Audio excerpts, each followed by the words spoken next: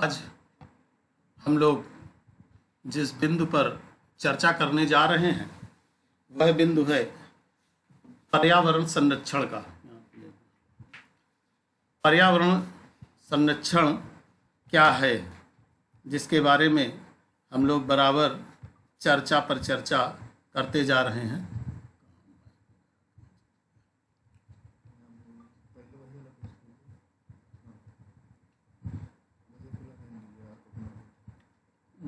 Camera नहीं आने camera हाँ, सब चल रहा है।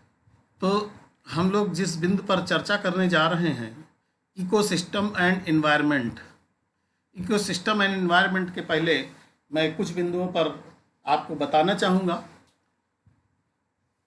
कि अलग अलग लोगों ने अलग अलग तथ्यों के आधार पर पर्यावरण की व्याख्या की है और कहा जाता है पर्यावरण का जो करे सम्मान सही मायनों में वही इंसान। जो व्यक्ति पर्यावरण का संरक्षण नहीं करता, पर्यावरण का सम्मान नहीं करता, वह इंसान नहीं है। दूसरा मैंने लिया है जो पर्यावरण ना बचाओगे तो मौत से पहले मर जाओगे। जो लोग पर्यावरण बचाने की बात नहीं करते हैं निश्चित रूप से वो मौत से पहले मर जाने की स्थिति में आ जाते हैं। और तीसरा है जीवन का यही आधार है, पर्यावरण भी हमारा परिवार है। इन तीनों स्लोगन्स को अगर आप देखते हैं तो देखने के बाद जो मुख्य बिंदु आता है उस पर जिस पर हम चर्चा करना चाहते हैं कि पर्यावरण का जो करे सम्मान सही मायनों में वह इंसान। वास्तव में पर्यावरण है क्या? इकोसिस्टम जिसके बारे में हम बात करते हैं वह है क्या? यह हमारे द्वारा ही बनाया गया है। वास्तविकता में अगर पर्यावरण को संरक्षित करना है तो हमें पेड़ पौधे लगाने होंगे। जलवायु का नुकसान ना हो पाए उसको हम किस तरीके से प्रोटेक्ट करेंगे, इन सभी के बारे में हम निरंतर चर्चा करते रहेंगे। दूसरी चीज है जो पर्यावरण ना बचाओगे तो मौत से पहले मर जाओगे। इस कोटेशन को अगर आप देखें तो आज के समय के आधार पर यह बिल्कुल सटीक उतरता है। आज कोरोना का वैश्विक संक्रमण आया है। हम बराबर देख पा रहे हैं कि अगर हम पर्यावरण की गोद में हैं, पर्यावरण के पास हैं, तो शायद हमारे पास समस्याएं कम हैं। जो लोग पर्यावरण से दूर हैं उनके पास ढेरों समस्याएं हैं। आज नगर क्षेत्र में ये संक्रमण बहुत अधिक फैला हुआ है। उसका कारण है कि वहाँ पर प्रदूषण इतना ज़्यादा है, क्योंकि जो भी विषाणु होते हैं, जो भी वायरसेस हमारे होते हैं, इनको जाने के लिए, इनके ट्रांसमिशन के लिए कुछ चाहिए। जैसे कहते हैं कि लोहे की बॉडी पर ये 3 दिन तक सुरक्षित रहता है। तो अगर हम कार से चल रहे हैं और कार हमने कहीं पर खड़ी कर दी और खड़ी करने के बाद हम कहीं चले गए, कोई संक्रमित व्यक्ति आया, वो उसके पास उसने खांस दिया, उसको टच कर लिया, एक भी बैक्टीरिया उस पर आ गया, तो अब घर हम गाड़ी लेकर के, अपनी कार लेकर के आ गए, स्कूटर लेकर के आ गए, और उसके बाद क्या होता है कि हम जो है वहाँ पर जब जाते हैं तो हमारे साथ एक विषम परिस्थिति होती है। सबसे बड़ी दिक्कत कहाँ आ जाती है? सबसे बड़ी दिक्कत क्या आ जाती है कि अब हमें 3 दिन गाड़ी हमारे घर पर रही और 3 दिन तक वो बैक्टीरिया जिंदा रहेगा। हमने उसको टच कर लिया और जैसे ही टच किया तो हमारे लिए एक प्रॉब्लम क्रिएट होना चालू हो गई। और इसीलिए कहा गया है कि जीवन का यही आधार, पर्यावरण भी हमारा परिवार। अगर हम यह मान लें कि पर्यावरण हमारे परिवार के तरीके है, आपको बता दें किसी भी चीज़ को परिवार मानने के लिए कुछ संकल्पनाएं करनी होती हैं। जैसे सपोज करिए हमने पर्यावरण के बारे में सोचना है, हम चाहते हैं कि पर्यावरण बचे, तो उसके लिए हमें विचार करना होगा। देखिए, पर्यावरण कोई ऐसी चीज़ नहीं है जिसको हम संकल्पना के रूप में नहीं ले सकते। पर्यावरण को हम अपनी संकल्पना के रूप में उद्धरित कर सकते हैं। करना क्या है हमें मुख्य तौर पर करना है कि जो भी कार्य हम करने जा रहे हैं हमें उसके बारे में एक विचार, अपनी एक पारिवारिक पृष्ठभूमि बनानी होती है। हम सोच लें कि पर्यावरण हमारा भाई है, कोई सोच ले पर्यावरण हमारा ताऊ है, कोई सोच ले मेरा पर्यावरण मेरा पिता है, कोई सोच ले मेरे चाचा है। जब हम इस तरीके की संकल्पना पे आ जाते हैं तो निश्चित रूप से हम उसका संरक्षण अपने आप करने लगते हैं। जैसे आपने सुना होगा कि सब लोग कहते हैं चंद्रमा को चंदा मामा कहा जाता है, सूर्य देव कहे जाते हैं, इंद्र देव कहे जाते हैं। ये क्या है? उनके साथ और आज भी चंद्रमा को हम लोग बहुत मानते हैं। कारण, सबसे बड़ा कारण ये रहा कि हम लोग उससे भावनाओं को जोड़ लेते हैं, अपनी भावनाओं को जोड़ करके कार्य करते चले जाए। माइक सभी लोग बंद रखेंगे, उन अपनी भावनाओं को जोड़ करके हम लोग करते चले जाते हैं। तो हम किसी से भावनात्मक रूप से जुड़ जाएं, अगर हम भावनात्मक रूप से पर्यावरण के साथ जुड़ जाते हैं तो निश्चित रूप से हमें कुछ ना कुछ सफलता मिल जाती है। तो आज हमारा मुख्य टॉपिक है इकोसिस्टम एंड इन्वायरमेंट। इकोसिस्टम और इन्वायरमेंट में हम लोग आज चर्चा कर रहे हैं, और इसकी चर्चा में हमें संपूर्ण उन चीज़ों को लेके आएंगे जिन चीज़ों को हमें वास्तविक ज़रूरत पे देखना है कि उनसे हमारा क्या नाता है। तो हम लोग इकोसिस्टम के बारे में शुरू करते हैं। इन्वायरमेंट क्या है, कैसे बना हुआ, इसको एक पिक्चर के माध्यम से मैंने दिखाया है। एटम्स होते हैं, biosphere, molecule, cell, organ, tissues, body system, organism and community, population. इन सभी को अगर हम पूरा एक साथ करते हैं, ये सभी चीज़ों का अगर हम देखते हैं तो हमारा क्या बन जाता है, इकोसिस्टम। इकोसिस्टम में जानवर भी आ जाते हैं, टिश्यूज भी आ जाते हैं, बॉडी सिस्टम भी आ जाती है, ऑर्गेनिज्म भी आ जाती है। सभी जो है इकोसिस्टम का ही पार्ट है। अब इकोसिस्टम क्या है? Ecosystem is the basic functional unit of ecology. The term ecosystem is coined from a Greek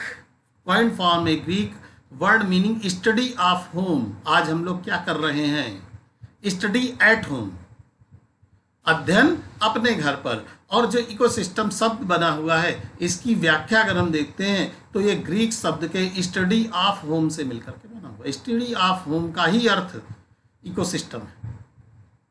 अगर हम इसकी डेफिनेशन देखते हैं, a group of organisms interacting among themselves and with environment is known as ecosystem। एक interactive बहुत बड़ा सा group बन जाए इन्वायरमेंट का, जब इन्वायरमेंट का एक बहुत बड़ा ग्रुप बन जाता है वही इकोसिस्टम कहलाता है। अब इन्वायरमेंट में क्या है, जानवर भी हैं, पेड़ पौधे भी हैं, आप भी हैं, हम भी हैं, कुत्ता बिल्ली भैंस सभी जो है उसके अंदर ही आते हैं। इस प्रकार से हम देख पाते हैं कि ecosystem is a community of different species interacting with one another and with their non-living environment and one another and with their non-living environment exchanging their energy and matter।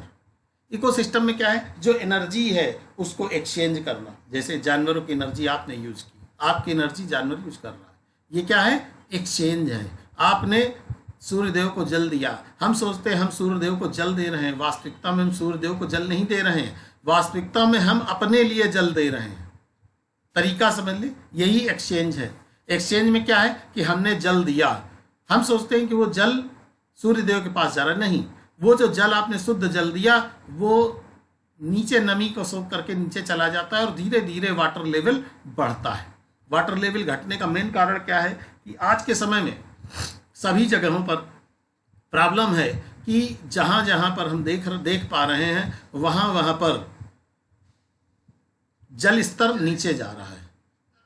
क्योंकि वास्तविकता है कि जो नगर क्षेत्र हैं, नगर क्षेत्रों में सड़कें बनी हुई हैं, कहीं मिट्टी सोखने की जगह नहीं जहाँ से पानी नीचे स्रोत तक चला जाए। तो ऐसी स्थिति में हमने जल दिया, वो जल नीचे गया, नदियों में बढ़ा, सूर्य तेज निकले, सूर्य की ऊष्मा से वो जल वेपराइज हो गया और आसमान की ओर चला गया, और वहाँ पर बादल बन गए, फिर वर्षा हो गई। तो मतलब देखें तो ये पूरी चेन है। अगर हम इस चेन को देखते हैं तो कहीं ना कहीं हमें समझ में आ जाता है कि कहीं पर कोई भी प्रॉब्लम नहीं है। अगर हम उनको नहीं देते हैं तो हमें भी नहीं मिलने वाला है। Types of ecosystem and natural ecosystem. Ecosystems के टाइप्स क्या हैं? Natural ecosystem operate themselves under natural conditions based on habitat types। it can be further classified into 3 types। जो इकोसिस्टम है, जो नेचुरल कंडीशन में, इसको 3 टाइप्स में हम बांट सकते हैं। सबसे पहला टेरेस्ट्रियल इकोसिस्टम। टेरेस्ट्रियल इकोसिस्टम क्या है? This ecosystem is related to land. ये इकोसिस्टम जो है ये जमीन से जुड़ा हुआ है, और इसके उदाहरण के तौर पर देखें, घास के मैदान, जंगल, रेगिस्तान, ये सभी क्या है? Terrestrial ecosystem. दूसरा इक्वेटिक इकोसिस्टम। इक्वेटिक इकोसिस्टम क्या है? This ecosystem is related to water. Aquatic क्या है? जल से जुड़ा हुआ है। It is further sub classified into two types based on salt content.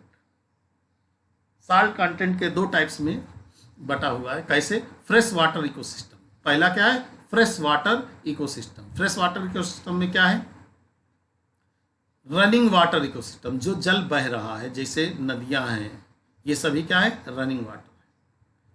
दूसरा standing water ecosystem. Standing water ecosystem में क्या है? जहां पर जल रुका हुआ है। जल कहाँ रुकता है? तालाब में, झील में, जहां पर जल रुका रहता है, तो वो दूसरा होगा। तीसरा है मैरीन इकोसिस्टम। जो मैरीन इकोसिस्टम है, आपने मैरीन ड्राइव का नाम बहुत सुना होगा। आज के समय में सभी लोग जानते हैं मैरीन कहाँ है, समुद्र के बारे में हम बात करते हैं, वो मैरीन टाइप इकोसिस्टम होता है। और इन दोनों के बाद अंत में आता है मैन मेड और आर्टिफिशियल इकोसिस्टम्स। आदमी द्वारा, मनुष्य द्वारा बनाया गया ecosystem. Artificial ecosystem is operated और मेंटेन्ड बाय मैन हिमसेल्फ, जो मनुष्य द्वारा बनाए जाते हैं। कैसे? जैसे गार्डन आपने बनाया, क्रॉपलैंड्स हैं, जो खेती किसानी की जगह हैं, जो आपने बनाई, ये सब मैन मेड में आता है। अब हम बात करते हैं स्ट्रक्चर और components of an ecosystem. Structure और components of an ecosystem. Structure के बारे में बात करते हैं। The term structure refers to the various components, so the structure of an ecosystem explains the relationship between the abiotic and biotic and abiotic। दोनों में अंतर है। बायोटिक क्या? Living components, and abiotic non living components. Living component और non living दोनों में अंतर हो गया। लिविंग कंपोनेंट क्या है? जिनमें हम लोग सांस लेते हैं, जो भोजन पका लेते हैं, बना लेते हैं और भोजन खाते हैं, भोजन को खाने का गुण है, वो सभी लिविंग सिस्टम में आते हैं। और नॉन लिविंग में वो आते हैं जो मृत प्राय हैं, जैसे लकड़ी नॉन लिविंग में आती है, ये जहाँ पर है नहीं। तो नॉन लिविंग और लिविंग दोनों चीज़ें अलग हैं। These both are major components of ecosystems, biotic components and abiotic components। अब biotic components क्या है? The living organism or living members in an ecosystem collectively form its community called biotic components or biotic communities। living organism or living members in an ecosystem collectively from its community called biotic components। क्या चीज़ें इसके अंदर आती? Plants क्या है? these are producers। Plant producer है, animal consumer है। पौधा लगा है, उसको कंज्यूम कौन करता है? एनिमल। तो plants are producer and animals are consumers. और उसके आगे जाता है microorganism. These are decomposers। ये क्या है? जो डिकम्पोज कर देते हैं। कैसे? जैसे जानवर ने खाया चारे के बाद उसने उसको मल के द्वारा बाहर निकाला, तो जो माइक्रो ऑर्गेनिज्म है ये उसको डिकम्पोज करके खाद बना देते हैं। वाटर प्रोड्यूसर्स या आइट्रोट्रॉप्स। वाटर प्रोड्यूसर्स और आइट्रोट्रॉप्स। प्रोड्यूसर्स क्या हैं? हम इनके बारे में बात करते हैं। प्रोड्यूसर एक सबसे बड़ा हिस्सा है हमारा। इनके बारे में चर्चा करते हैं तो हमारे जीवन का एक सबसे बड़ा भाग प्रोड्यूसर्स का आता है। Producers synthesise their food themselves through photosynthesis. Producers जो क्या हैं, वो फोटोसिंथेसिस के द्वारा अपने भोजन को बनाते हैं। एग्जाम्पल के तौर पे देखें, ऑल ग्रीन प्लांट्स, ट्रीज, ये सभी क्या हैं? प्रोड्यूसर्स। फोटोसिंथेसिस क्या है? फोटोसिंथेसिस क्रिया द्वारा हम कार्बन डाइऑक्साइड और जल को जब मिलाते हैं, कार्बन डाइऑक्साइड और पानी को जब मिलाते हैं, तो वहाँ पर ग्लूकोज, ऑक्सीजन गैस और पानी बन जाता है। ये फोटोसिंथेसिस की क्रिया होती है। फोटोसिंथेसिस में जल और मिल करके वो अपना भोजन, जो C6H12O6 जो है ग्लूकोज का फार्मूला है, ये जो है भोजन बना लेता है, बाकी जल पत्तियों के माध्यम से उड़ जाता है और ऑक्सीजन गैस हमको मिल जाती है। और इसीलिए बताया जाता है कि जितने भी हरे पौधे हैं वो कार्बन डाइऑक्साइड को लेते हैं और ऑक्सीजन को छोड़ते हैं। तो लेना देना कुछ नहीं, जो कार्बन डाइऑक्साइड हम लोग छोड़ते हैं वो पेड़ पौधों तक जाती है, और जो पेड़ पौधे हैं वो जो जल नीचे जो रूट्स है उसकी, जो ज़मीन के अंदर तक रूट्स लगी हुई जमी हुई हैं, उनके माध्यम से जल खींच करके लाता है, और जल को खींच करके लाने के बाद वो कार्बन डाइऑक्साइड के साथ मिल करके अपना भोजन तैयार कर लेता है फोटोसिंथेसिस के माध्यम से। फोटोसिंथेसिस का सीधा सा मतलब है कि सूर्य के प्रकाश की उपस्थिति, सूर्य के प्रकाश की उपस्थिति में फोटोसिंथेसिस की क्रिया होती है, और कार्बन डाइऑक्साइड और जल मिल करके C6H12O6 जिसको ग्लूकोज कहते हैं और ऑक्सीजन गैस और पानी बना देता है। This phenomena is called as photosynthesis. Consumers क्या है? हेट्रोट्रॉप्स। अब कंज्यूमर्स को भी हम डिवाइड कर देते हैं। कंज्यूमर्स भी कई तरीके के हैं। Primary consumers are called herbivorous, then they directly depend on the plants for their food, so they are called plant eaters. कुछ पौधे ऐसे होते हैं जो पेड़ को ही खाते हैं, कुछ ऐसी चीजें होती जो पेड़ को खाते हैं, जैसे कीड़े मकोड़े। हरी पत्ती लगी है, कीड़ा उसमें लग जाएगा, उसको खा जाएगा। चूहा वो भी हरा खाता है, बकरी वो भी हरा चारा ही खाती है, और हिरन वो भी हरा चारा ही खाता है। तो दीज आर प्राइमरी कंज्यूमर्स। ये जो है प्राइमरी तौर पर ये इसको खाते हैं। अब सेकेंडरी कंज्यूमर्स क्या है? सेकेंडरी कंज्यूमर्स क्या है? जो प्राइमरी कंज्यूमर्स हैं वही सेकेंडरी हैं, वो सेकेंडरी का भोजन है। Meat eater. सेकेंडरी कंज्यूमर्स क्या है? Meet eaters. प्राइमरी कंज्यूमर्स और सेकेंडरी कंज्यूमर्स दोनों में अंतर हो गया है। मीट ईटर्स का है, ऐसे secondary consumers are primary carnivores, they feed on primary consumer. जो सेकेंडरी कंज्यूमर है वो प्राइमरी कंज्यूमर को खाते हैं। तो इस तरीके से वो जो है डायरेक्टली किस पर डिपेंड हो गए? प्राइमरी कंज्यूमर पर। प्राइमरी वाला सेकेंडरी खाता है।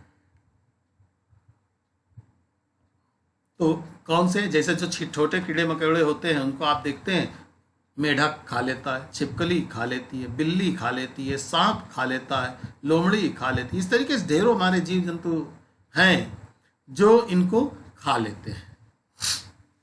अब इसके बाद है टर्सरी कंज्यूमर्स, तीसरी की स्थिति में meat eaters. Tertiary consumers are secondary carnivores, they feed on secondary consumer. Tertiary क्या है? वो सेकेंडरी खाते हैं।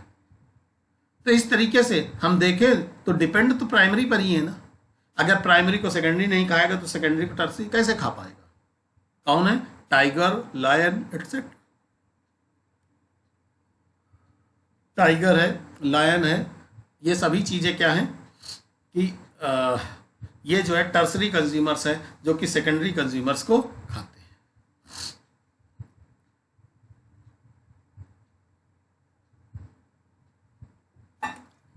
अब बात करते हैं डिकम्पोजर्स की। डिकम्पोजर्स क्या हैं?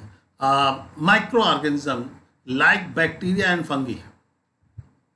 ये क्या है? डिकम्पोज करते हैं, अटैक करते हैं dead bodies of producers and consumers. जो प्रोड्यूसर और कंज्यूमर्स की डेड बॉडीज हैं उस पर ये अटैक करते हैं, और जब इनका अटैक होता है तो and decompose them into simpler compound. During the decomposition inorganic nutrients are released. जब वो डिकम्पोज होता है तो वहाँ पर इनऑर्गेनिक अवयव रिलीज होने लगते हैं। The inorganic nutrients together with other organic substance are then utilised by the producers for the synthesis of their own food. वह जो हमारा बैक्टीरिया और फंगी है ये डिकम्पोज करते हैं जिन चीज़ों को, उसी से अपना भोजन भी ग्रहण कर लेते हैं। ऐसी चीज़ों का प्रयोग करते हैं कि उनका भोजन भी वहीं से एकत्र हो जाता है। ए बायोटिक कंपोनेंट्स नॉन लिविंग की चर्चा मैं पहले भी कर चुका हूँ। The non living components physical और केमिकल और ecosystem collectively form a community called abiotic components or abiotic community। कैसे? Climate, soil, water, air, energy, nutrients etcetera, ये सभी क्या हैं? Abiotic non living components. पानी भी है, नॉन लिविंग है। वाटर नॉन लिविंग है। पर्यावरण नॉन लिविंग है। एनर्जी के जितने भी न्यूट्रिएंट्स हैं सभी नॉन लिविंग है। ये सब किस में आते हैं? Abiotic components. दूसरा है फिजिकल कंपोनेंट्स। फिजिकल कंपोनेंट्स में क्या है? They include the energy, climate, raw material and living space. इसमें क्या है? एनर्जी, क्लाइमेट, रॉ मटेरियल मतलब जो कच्ची सामग्री हमारे पास आती है, at living space that the biological community is needs, जिसकी सबसे अधिक आवश्यकता बायोलॉजिकल कम्युनिटी को होती है। They are useful for the growth and maintenance of its member. बहुत यूजफुल होते हैं ग्रोथ के लिए और अपने मेंबर्स के मेंटेनेंस के लिए। उदाहरण के तौर पर पानी, जल, मिट्टी, सनलाइट, ये सभी उसी के हिस्से हैं। इसके बाद chemical components, they are the source of essential nutrients. Chemical components they are the source of essential nutrients. वो एसेंशियल न्यूट्रिएंट्स जिनकी हमें आवश्यकता होती है उसका सोर्स होते हैं। पहला क्या है? Organic substance. ऑर्गेनिक सबस्टेंस में क्या है? Protein, lipid and carbohydrate. दूसरा इनऑर्गेनिक सबस्टेंस। इनऑर्गेनिक में क्या है? All micro and micro elements. Micro and micro both. Micro में क्या है? एल्युमिनियम है, कॉपर है, जिंक है, ये सभी माइक्रो में आ गए। और माइक्रो में क्या आ गया? कार्बन, हाइड्रोजन, ऑक्सीजन, फास्फोरस और पोटेशियम, सभी उसमें आ जाते हैं। अब types of functions of an ecosystem are of 3 types. Ecosystem के फंक्शंस जो हैं वो 3 टाइप के होते हैं, 3 प्रकार के होते हैं। कैसे? Primary function. The primary function of all ecosystem is manufacturer of starch, photosynthesis. Primary function जो है वो स्टार्च का जो है स्टार्च के माध्यम से फोटोसिंथेसिस की क्रिया करता है। दूसरा सेकेंडरी एक्सप्रेशन या secondary function. The secondary function of all ecosystem is distribution energy in the form of food to all consumers. वो एनर्जी को जो है फूड के रूप में देता है।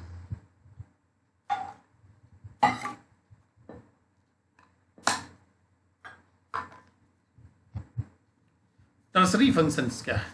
All living systems dead at a particular stage. These dead systems are decompose to initiate third function of ecosystem, namely cycling.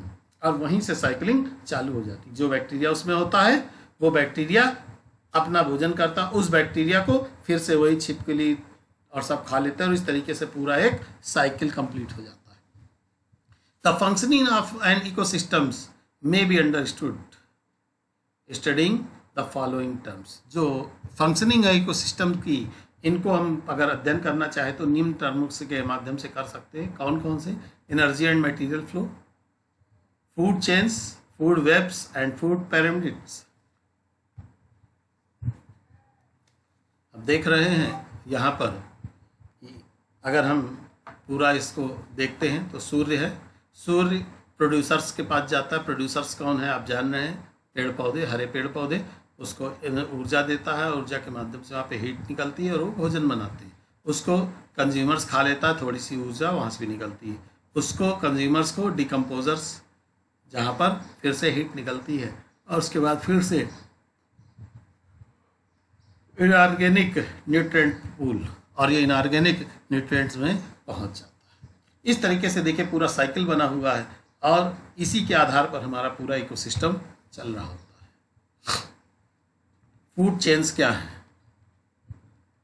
What are food chains?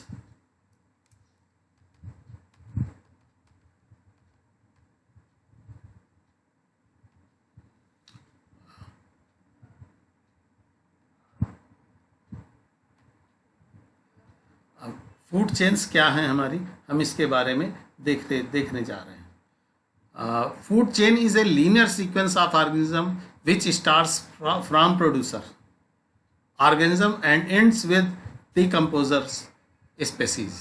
Food chains क्या है? ये लीनियर सीक्वेंस है जो कि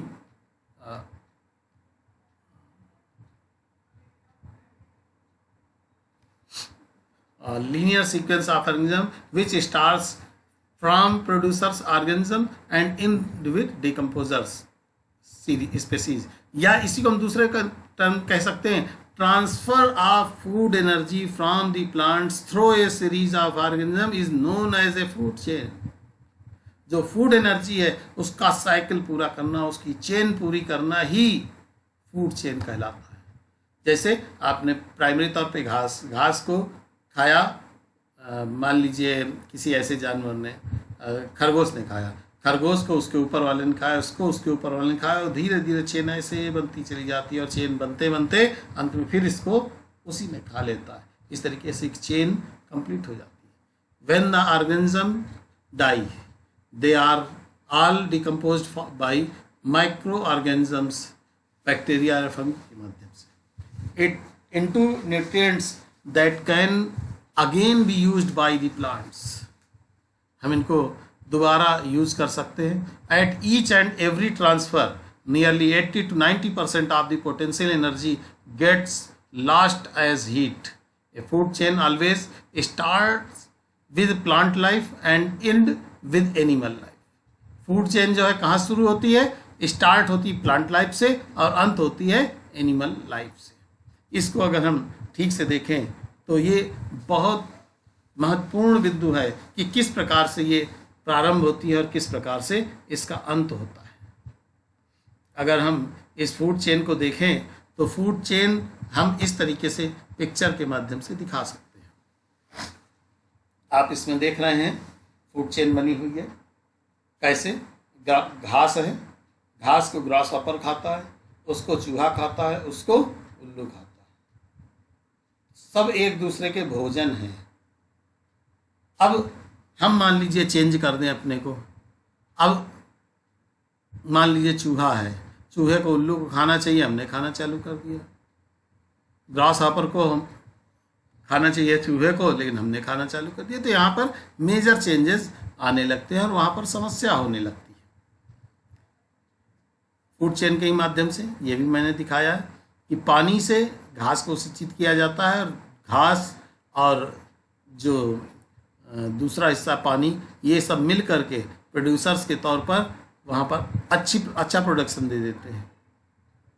उसके बाद हम देखते हैं सेकंड स्टेज में ग्रास को न्यूट्रिएंट्स मिल जाते हैं। न्यूट्रिएंट्स मिले तो घास बनी। घास कहाँ गई? प्राइमरी कंज्यूमर के पास। किसके पास? ग्रास हॉपर के पास। ग्रास हॉपर के पास गया और उसने उसको देख लिया, और जो भी ग्रास हॉपर, जो भी घास का ये पक्षी खा सकता है घास को, तो ये इसने ग्रास हॉपर ने खाया उसको। अब इसको किसने खाया? सेकेंडरी में सांप, चूहा, ये सभी सेकेंडरी में आते। इन्होंने उसको खा लिया तो उनका भी भोजन तैयार हो गया। अब सांप को कौन खाता है? बाज खाता है। सांप को ईगल ने खा लिया, सांप को ईगल ने खाया तो ईगल का भी भोजन हो गया। अब ईगल जब मरा तो उसका क्या हुआ? उसके शरीर में से कोई नहीं खाता है, वो जहाँ भी पाया जाता है वो अपना वहाँ पर बैक्टीरिया उत्पन्न कर देता है। और जब बैक्टीरिया उत्पन्न हो जाते हैं तो जैसे हमें मालूम है कि गोबर होता है गांव में, जो जानवर हमारे होते हैं उनका जो मल होता है वो गोबर के फॉर्म में, जिसको हम लोग गोबर कहते हैं, उसको जब हम डिकम्पोज करने के लिए रख देते हैं, डिकम्पोज होते होते वहाँ पर बैक्टीरिया उत्पन्न हो जाते हैं। और जैसे ही बैक्टीरिया उत्पन्न हो जाते हैं, बैक्टीरिया उत्पन्न होने के बाद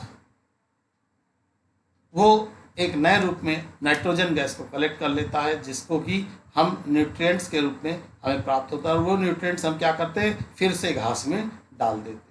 तो एक तरीके से सभी एक दूसरे के पूरक हैं। ये चेन बनी रहती है। Food web, what is food web? The interlocking pattern of various food, जो फूड्स हैं कई टाइप के, वेरियस फूड्स का interlocking pattern chain in an ecosystem is known as web food या फूड वेब।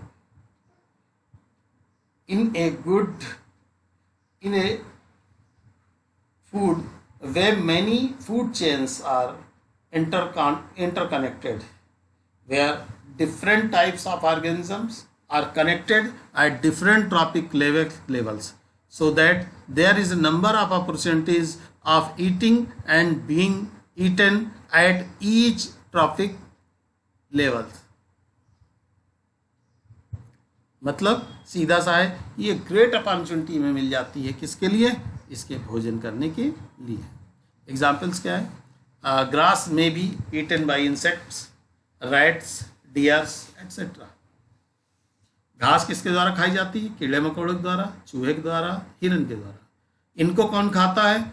इनको खाता है कार्निवायरस, स्नेक, सांप और चीता। सांप और चीता के बाद क्या होता है? ये क्या है? Interlocking of various food chains called food webs, यही फूड वेब कहलाती है। और ये देखिए एक पिक्चर है आपके सामने, इस पिक्चर को अगर हम देख पाते हैं तो इसको गौर से देखें। इस पिक्चर में खास तौर से क्या है, हम इसे देखते हैं। ग्रीन प्लांट प्रोड्यूसर्स हैं, बकरी है, जयकाल है, लायन है, काइट है, वाइल्ड काइट है, सांप है, उल्लू है। ये एक एक चेन बनाई गई है, किसके बाद कौन, किसके बाद कौन। इसको अगर हम ठीक से इसका अध्ययन कर लेते हैं तो कहीं ना कहीं हमें समझ में आता है कि जंगल में, फॉरेस्ट्स में क्या स्थितियां हमारी बन रही हैं। उनको भी हमें यहीं पर ध्यान देना होता है।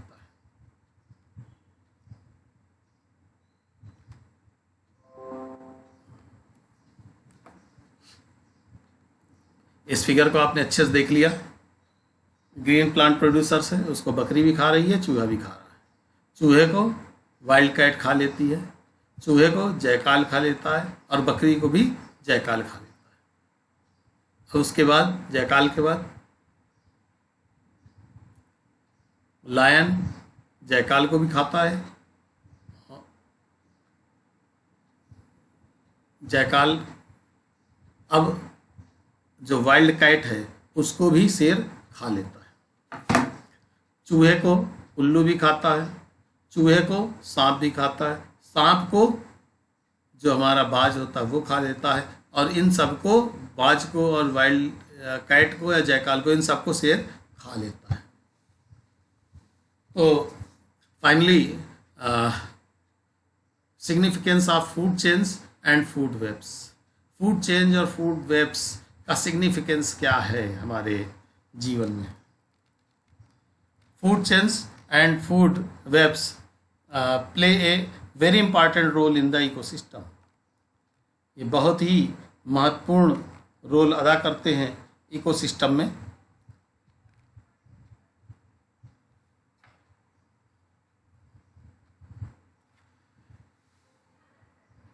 और इससे एनर्जी का फ्लो होता है, न्यूट्रिएंट्स हमारे निकलने लगते हैं।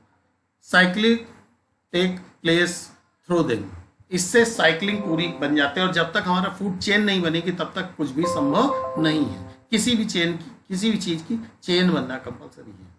दे maintain, they all maintain whatever do, they all maintain, regulate the population size of different trophic levels and thus help in maintaining ecological balance. इस तरीके से वो इकोलॉजिकल बैलेंस को मेंटेन करने में हमारी सहायता करते हैं। They have the property of biomagnification, the non biodegradable materials keep on passing from one trophic levels to another. At each successive trophic level the concentration keep on increasing. This process is known as biomagnification. अब ये मैंने फिर एक figure के माध्यम से आपको दिखाया है कि ग्रासलैंड फूड वेब कैसे बनती है। आप इसको देखिए बहुत अच्छे से डिकम्पोज कैसे हो रहा है।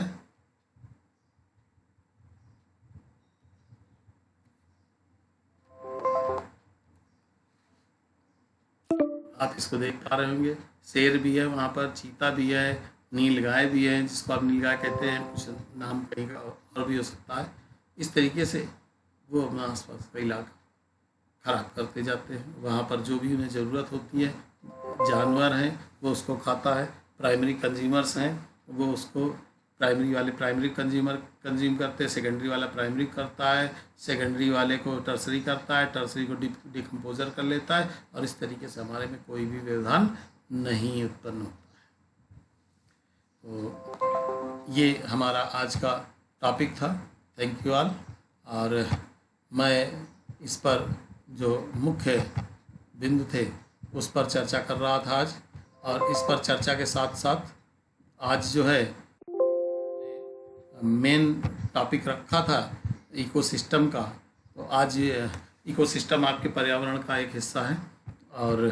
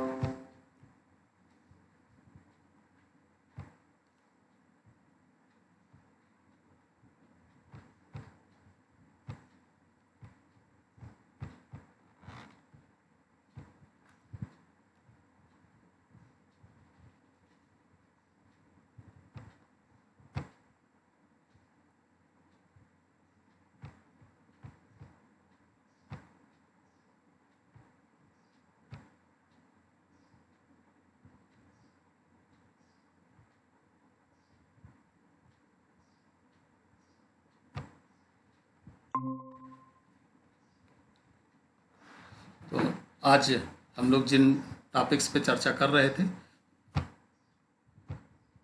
आज का टॉपिक इकोसिस्टम का था। इकोसिस्टम के बारे में लगता है आप लोगों ने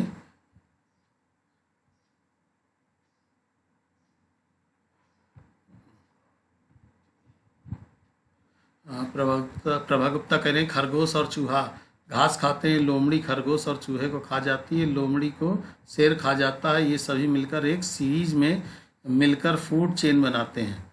और परंतु जब बहुत सारी फूड चेन आपस में मिल जाती हैं तब इसको ज़्यादा, इसका